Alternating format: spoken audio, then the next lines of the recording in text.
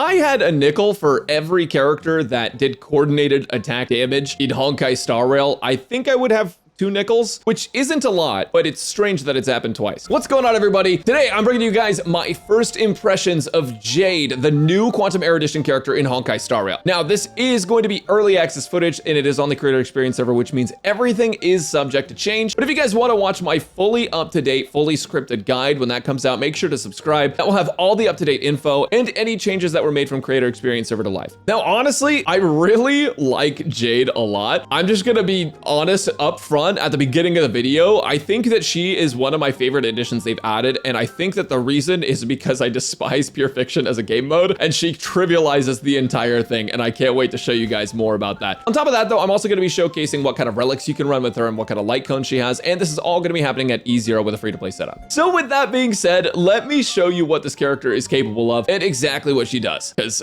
dude, I'm not gonna lie, she definitely took me by surprise. Essentially, Jade has multiple mechanics that can stack up to buff her, and you're gonna actually see one of these right now with her technique. Her technique is gonna make it so enemies don't attack you, which you can't really see when you're in pure fiction because they don't attack you anyways, but in battle they'll attack you like normal. This is just for the overworld. What it's also going to do is hit all the enemies with some quantum damage and give her 15 stacks down here where you guys can see right below her HP bar. Now it actually says 19. The reason is because she's also getting an additional 1 for every enemy hit, but I'll explain that in a minute. I actually don't want to focus on the 19 stacks right here. I want to focus on the 4 out of 8. If you go to Jade's talent, she gains 1 charge for every enemy attacked by Jade or by the debt collector, which I'll explain in a second. When the charge reaches 8, you consume all of the charges to launch a follow-up attack that hits all of the enemies on the other side of the field. It's a complete AoE, and it's based on Jade's attack, which is super nice. The debt collector is essentially a character that you just decide is going to be a new IRS agent, I guess. Basically, whenever you use her skill on an ally, they're going to gain a huge speed buff, 30 speed for 3 turns. Now, these turns are actually based off of Jade's turns, not your allies, which means that we can do some cool stuff with Jade's build in a bit. When the debt collector attacks, it deals additional quantum damage based off of Jade. This is very similar to how Tingyun works. When Tingyun gives your allies her skill buff,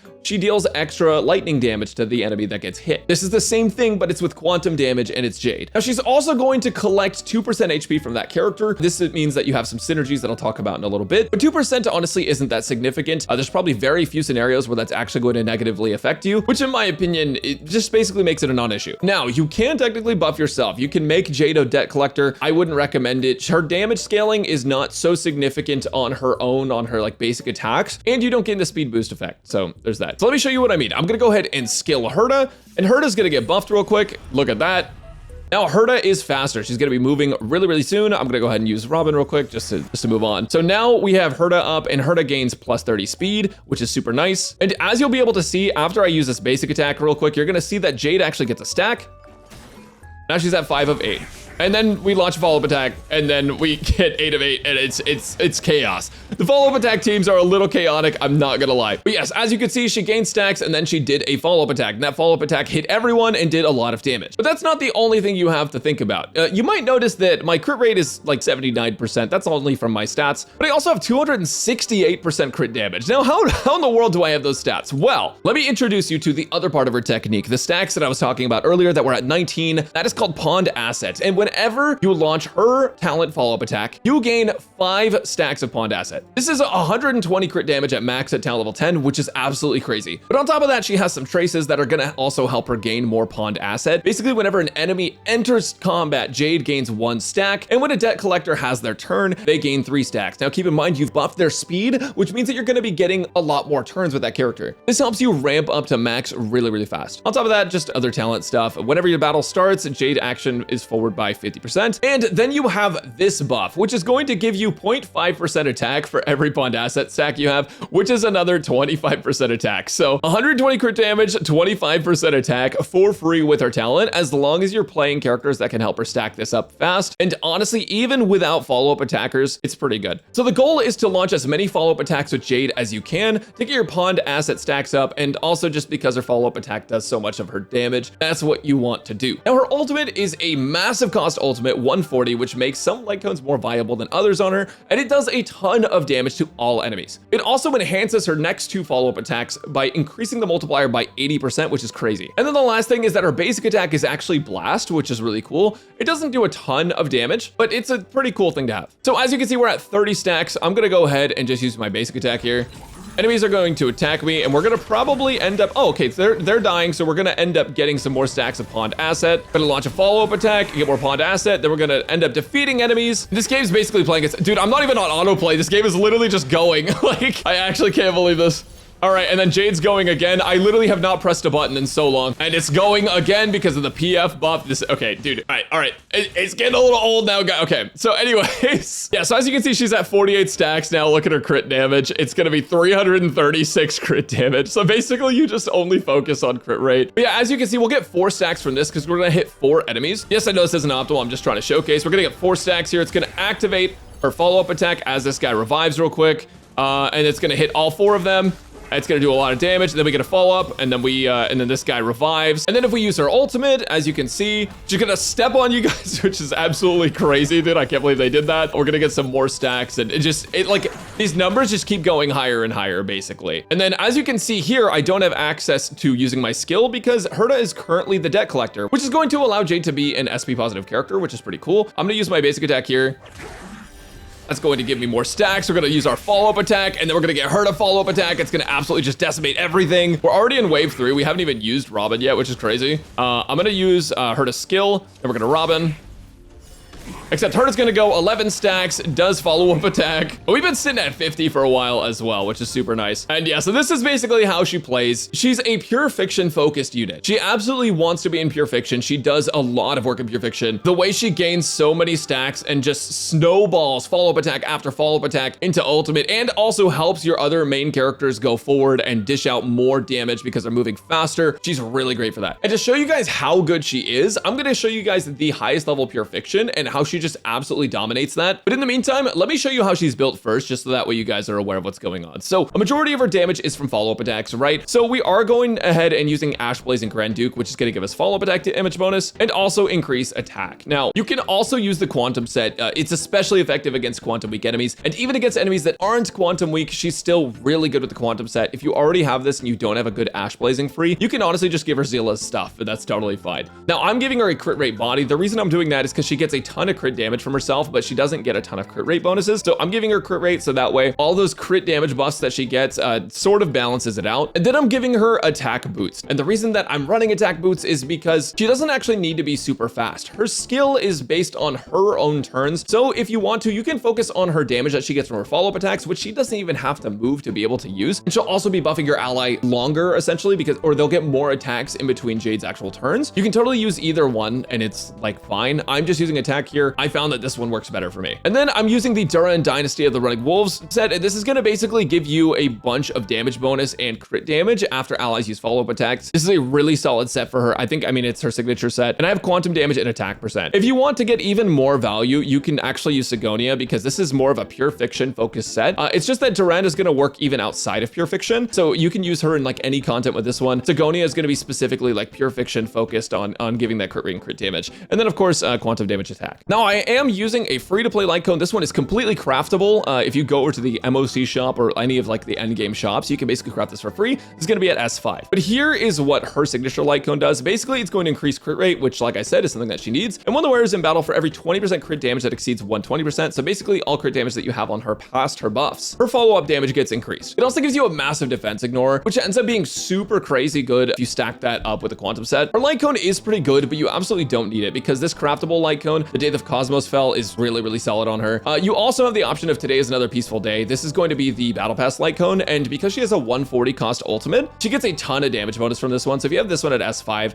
it's really good as well. Breakfast is fine, and Genius's Repose is pretty good as well. Oh, and lastly, no Eidolons activated. I do have all of them available to activate, but I'm not going to be activating any of them. So the team I'm going to be running here is actually 3 DPS characters, and the reason I can get away with this is because the game basically plays itself. You don't have to use Herta here. You don't have to use Himiko here. You could swap them out, either one of them out for a support. But honestly, they're just so ridiculously strong in this specific PF, and with all the follow-up attacks, the way they're able to give so many stacks to Jade, it's absolutely ridiculous. I'm gonna go ahead and give the debt collector to Himiko, and then we're just gonna go ahead and skill, and this is going to trigger a ridiculous amount of things that are about to happen. Yeah, but we got breaks, we got Himiko going out, we got Herta swings, then we got the PF buff that's also just gonna slam the ice guy.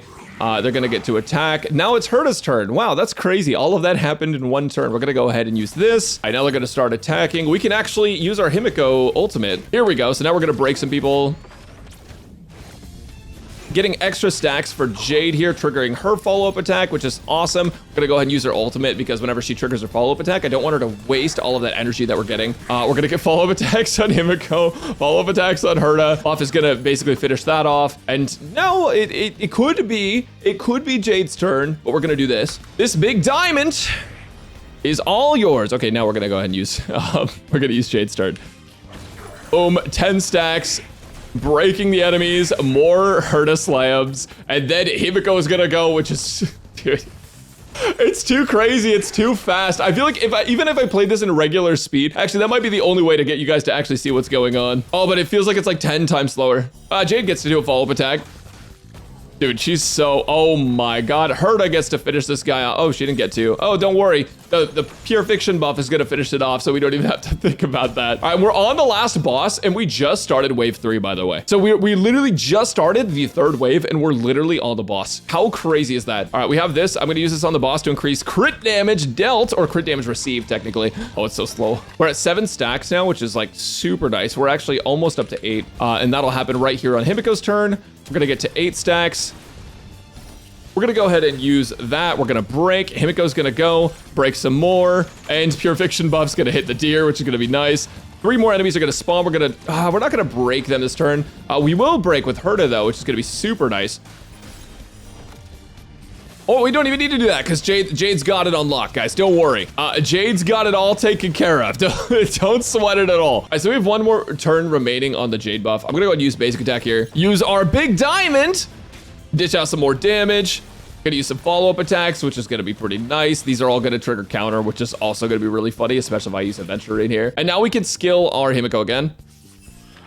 And get 3 more stacks towards Jade's follow-up attack. Jade's gonna follow up. It's gonna be crazy, 100k damage. And now we're finally getting down to the last cycle. Finally, guys, we're actually finally getting there. And we're just triggering even more follow-up attacks just because of the buff of Pure Fiction. All right, there we go. We're just triggering a whole fountain of follow-up attacks. We should be able to trigger a little bit more here. Hold on. Almost. There we go. We have enough energy. We trigger a follow-up attack. We trigger the Pure Fiction buff. We're gonna go ahead and use Himiko's ultimate. We're gonna break a couple enemies, just a few of them. And then Jade's gonna go and just absolutely roll everything and everyone.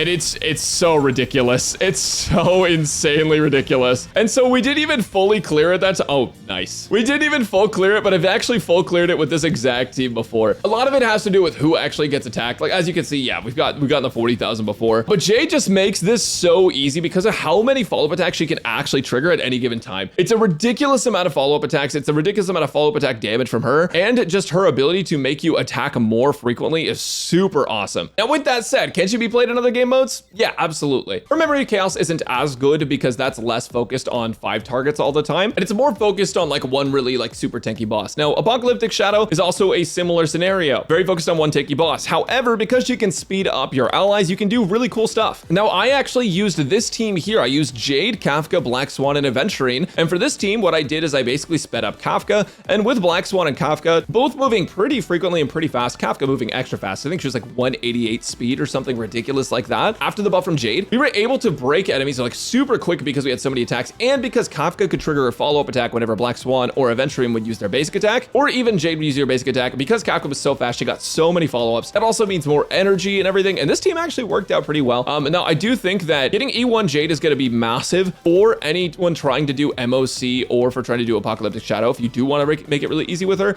but I don't really recommend going for Eidolons on characters. I always recommend going for multiple copies. And the reason it would work is because you would actually get a talent follow-up damage increase, but on top of that, you'd also gain more stacks of charge for hitting just 2 or 1 enemies. This could be huge for other game modes that aren't Pure Fiction, which makes her a lot more flexible. While we're here, I might as well talk about the rest. Basically, E2 is going to give her a crit rate buff whenever she has 15 stacks of pawned asset. Truthfully, this is really nice. It's going to be 36 crit value, but you don't actually need it. It's just a buff for like if you really like Jade. E3 is going to be skill and talent level up, which is going to be pretty okay, but the talent is the big one because it gives you the follow-up damage. The skill is not going to be super big because the skill is not going to give you like like an extra speed bonus or anything. As you can see, the text for the speed is set at 30 and it's not orange, so it's not actually going to change. E4 is going to make it so that she actually ignores enemy defense for 3 turns when using her ultimate, which is pretty freaking good for her damage. And then E6 is going to give her res pin and give her debt collector, which is going to make her lose HP every turn. However, it's also going to increase the amount of charges that she actually gets, which is going to be a lot better for triggering her follow-up attack. All in all, I think if you're going to get Eidolons, you get E1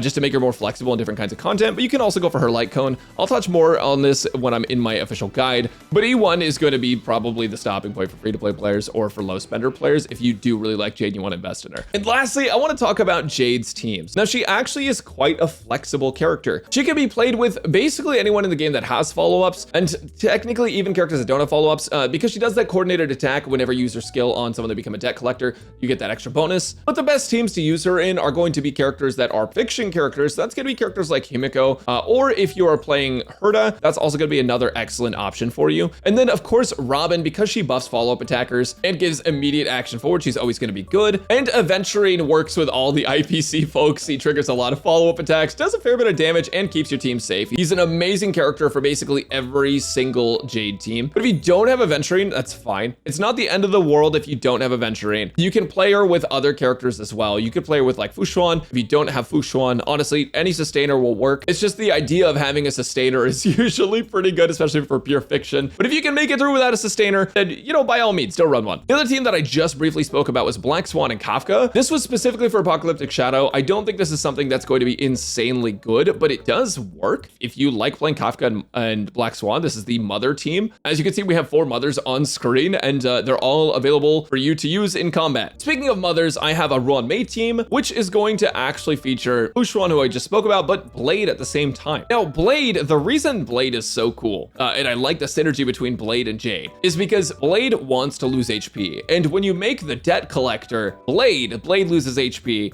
every single turn, which plays right into his niche, which is super cool. Now, Blade obviously has his own issues, but he also is a pretty good character all around, and you can play these two together. These are the main 2 supports you're going to want to be running because Jade is a multi-DPS team. You're basically not going to want to run hyper carry Jade. Is it doable? Yeah. Is it super good for endgame content? Probably not. But as far as other characters you can run, basically just anyone that can do follow-up attacks is pretty good. And even Topaz, you can play Topaz teams fairly well. Dr. Ratio, I think you can play Dr. Ratio with Jade. It's just that he's a single target character and you want to hit many targets at a time. And that's the same issue that Topaz has. This is why I'm running Himiko over Topaz, despite the fact that Topaz actually buffs follow-up attacks. It's because Himiko is going to be hitting multi-targets, and that is what Jade is all about. Choi also seems like she would be pretty good in certain situations with Jade. She was one character that I did not get the chance to test, but I will test her for the full guide. So once again, if you guys want to see that, make sure to subscribe to the channel. But yeah, she's a very versatile character, and if you've been struggling with pure fiction specifically, this is something that I really genuinely just don't really like the game mode because my favorite characters are not like full AoE characters. But Jade might change that for me because I like her a lot. I like her themes. I like that she literally steps on you, but I also like how she plays a lot, and I like that she's so flexible with other characters. I literally did a run with Clara earlier, and that was also fine. If you're not pulling for like all this break meta stuff and you just want to, you know, play your silly little follow-up characters, or if you are struggling to clear pure fiction, Jade is a great pickup. That's what I think about Jade, at least. Those are my first impressions. Let me know what you guys think, or if you're going to be pulling for Jade, and keep an eye out for the full guide that's coming out soon after her drop. Thank you guys for watching, and I'll catch you next time.